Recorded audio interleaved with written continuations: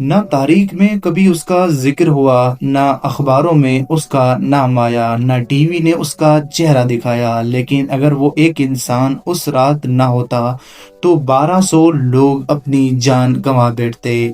یہ کہانی ہے 1970 کی انڈیا کے ایک چھوٹے سے گاؤں کی، جہاں پر ایک کسان رات کے وقت اپنی کھیتوں کی طرف جا رہا تھا۔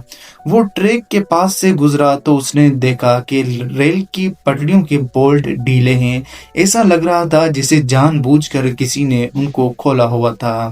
وہ وہیں کھڑا ہو گیا اور سوچنے لگا کہ نہ اس کے پاس فون ہے، پولیس یہاں سے کافی دور ہے اور 20 منٹ کے بعد یہاں سے ٹرین گزرنے والی ہے۔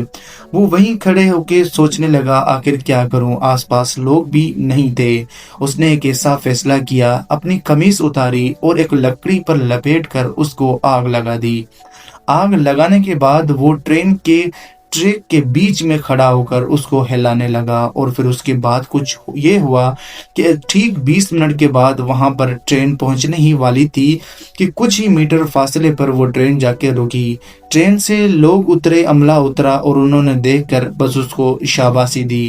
اور اگلی صبح نہ کوئی میڈل، نہ کوئی ایوارڈ، نہ ٹی وی پر اس کا کوئی ذکر۔ لیکن اگر آج وہ شخص اتنی بہادری نہ دکھاتا، شاید وہاں سے چلا جاتا، تو آج 1200 لوگ ہمارے بیچ میں نہ ہوتے۔